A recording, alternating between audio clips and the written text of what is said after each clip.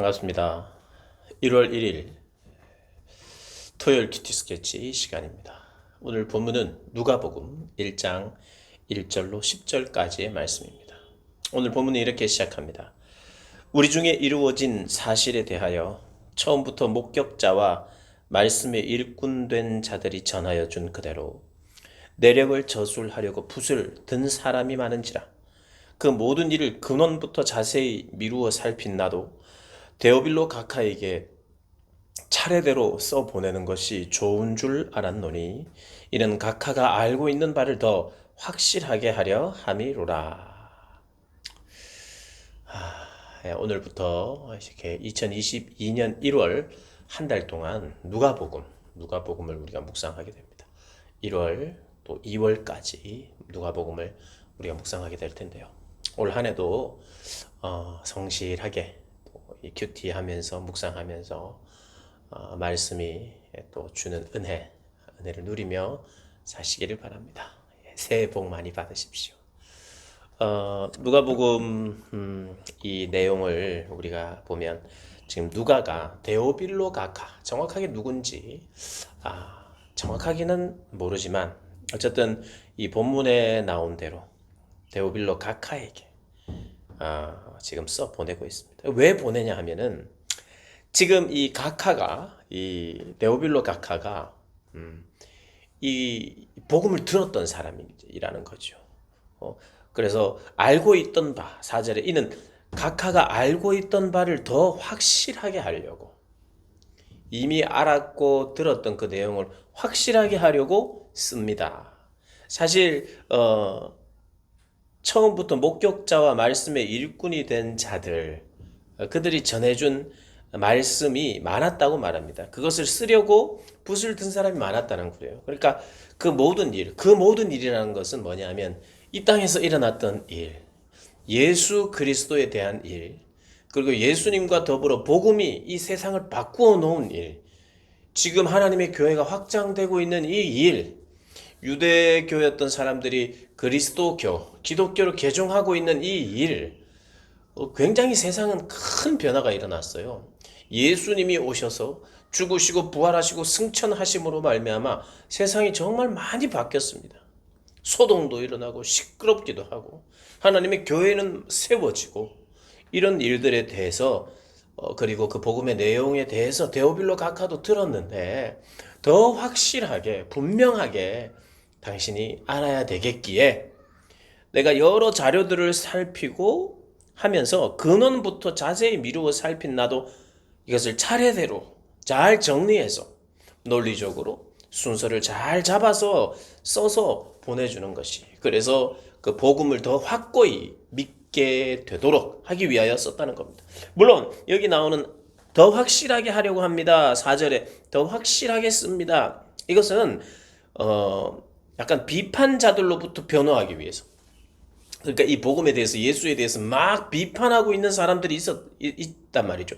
근데 그 비판을 들으면서 이 정치적으로 각하니까 정치적으로 이 혼란스러운 이 일들에 대해서 비판적으로 막 이야기를 들으면 이게 이 기독교가 사회에 무리를 일으키구나 하면서 그렇게 생각할 수 있잖아요. 그러니까 그런 그 오해도 잠식시키고 제대로 예수에 대해서, 예수가 한 일에 대해서, 그래서 예수가 탄생되기 전에 이미 천사가 예수를 예비할 사람, 예수님의 사역을 예비하여 사역할 세례 요한의 탄생 기사부터 다루고 있어요.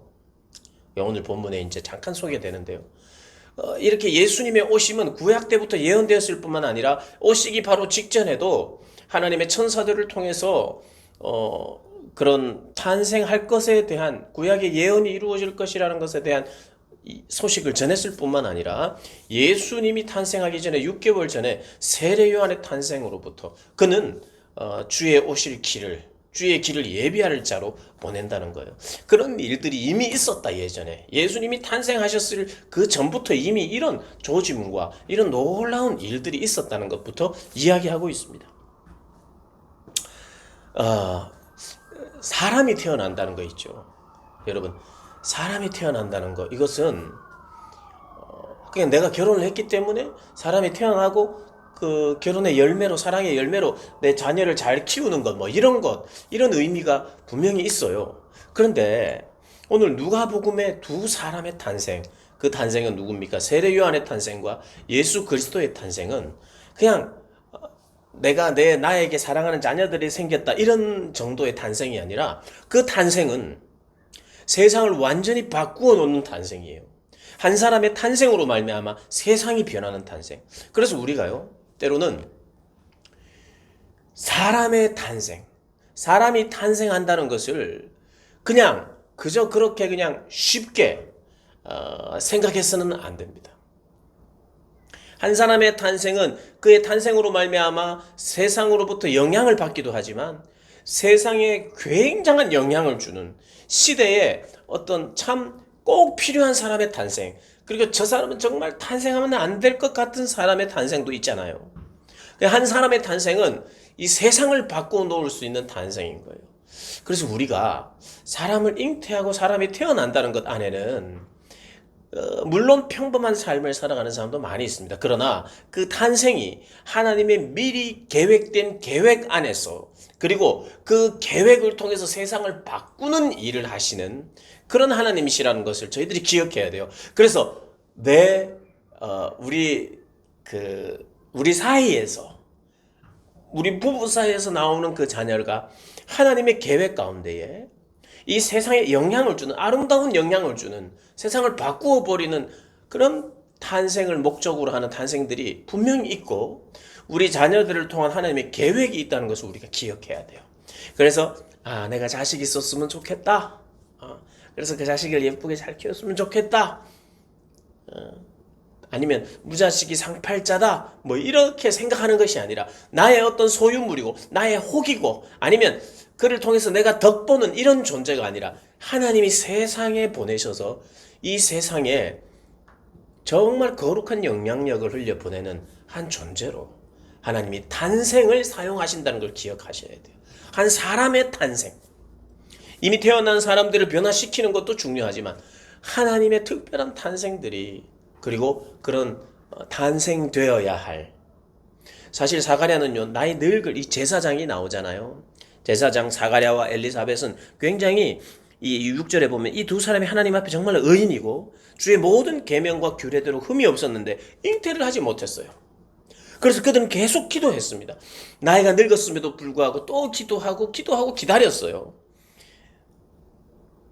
그래서 8절에 사가랴가 그 반열의 차례대로 하나님 앞에서 제사장의 직무를 그렇게 수행할 때에 그가 모든 백성, 그 주의 성전에 들어가 분향하고 모든 백성 그 분향하는 시간에 밖에서 기도하더라. 하나님 앞에 기도하는 이런 시간에 그의 차례가 되었고 제비를 뽑았고, 그래서 마침 들어갔는데 그 이후에는 이제 내일 본문이 나옵니다. 자식을 포기한 상태입니다. 자식의 탄생을 포기한 상태입니다. 왜냐하면 너무 나이가 늙었어요. 그런데도 포기할 수 없는 절망적 현재를 살아가고 있지만 개인에게 있어서 자녀가 없다는 것은 이 시대는요 벌받은 거예요. 저주받은 거예요. 그러니 내가 하나님 앞에 의롭게 사는데도 불구하고 이런 오해 속에서, 어떤 면에서는 하나님 앞에서 억울함 속에서 지금 살아가고 있었어요. 그것도 제사장인데 포기할 수 없는 기도의 제목이었어요. 그러나 현실적으로는 나이가 너무 많이 들었기 때문에 절망적 상태, 자식을 포기할 수도 없고, 또 그렇다고 기대하자니 나이가 너무 많이 늙었고, 그러나 그가 할 수 있는 것이 있다면 기도였고 하나님을 기다리는 거였어요. 결핍의 시대를 사는 거였어요. 근데 하나님이 응답하시는 거죠. 개인에게도 굉장한 축복입니다. 하나님께서 우리의 오해를 풀어주시고 우리에게 이제 복을 주셨다라고 하는 그런 고백의 시간이기도 하면서, 더 중요한 것은 개인의 기쁨을 넘어서서 이 나라의 크고 놀라운 일, 세상을 크게 변화시킬 한 사람이 그의 정말 결핍의 시대에 결핍된 마음으로 절망하고 있고 더 이상 소망을 가지기 힘든 그런 상황에서 하나님께서 응답하셔서 세상을 바꾸는 그런 사람을 주시고 계시는 것을 볼 수 있어요.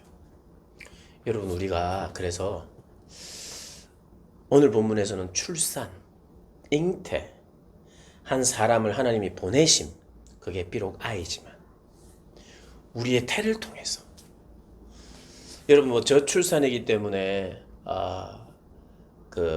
이제 아이를 많이 낳아야 된다. 이 나라에 지금 집도 많이 지어놨는데 애들 많이 낳아야 나 살아야지. 이런 데는 우리가 동의하지 않아도 돼요. 그러나 하나님이 사람을 우리의 태를 통해서 보내셔서 그 태어난 사람을 통해서 세상을 바꾸고자 하는 하나님의 계획이 있다는 것. 그런 관점에서 하나님, 그런 태생, 그런 탄생, 그런 잉태 필요한 시대가 아닌가 생각을 합니다. 하나님, 여기 있는 사람을 바꾸어 주시고 변화시켜 주시고 이런 기도도 물론 필요합니다만은 하나님의 그 계획이 하나님의 뜻대로 이루어지기를 원하는,